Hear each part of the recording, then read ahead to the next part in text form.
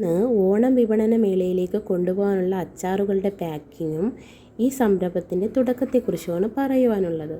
അമ്മ വർഷങ്ങളായി ചെയ്തു വരുന്നൊരു ബിസിനസ്സാണിത്. അച്ചാറുകളും ചമ്മന്തിപ്പൊടിയും എല്ലാം ഉണ്ടാക്കി വിൽക്കുക എന്നുള്ളത്. ഇത് തുടങ്ങുവാൻ തന്നെ കാരണം എൻ്റെ സഹോദരൻ ഒരു ഓട്ടിസ ബാധിതയുള്ള കുട്ടിയായിരുന്നു. അവനെ തനിച്ചാക്കി പുറത്തു പോയി ജോലി ചെയ്ത് വരുമാന മാർഗം കണ്ടെത്തുക എന്നുള്ളത് അമ്മയ്ക്ക് സാധിക്കുമായിരുന്നില്ല. അങ്ങനെ അമ്മയുടെ കഴിവുകൾ ഉപയോഗിച്ച് അമ്മ ഉയർത്തിക്കൊണ്ടുവന്ന ഒരു ചെറിയ സംരംഭമാണിത്. ചെറിയ രീതിയിലാണ് ആരംഭിച്ച സംരംഭം ഇന്ന് അത്യാവശ്യം വിറ്റുവരവുള്ള ഒന്നായി മാറിയിരിക്കുന്നു.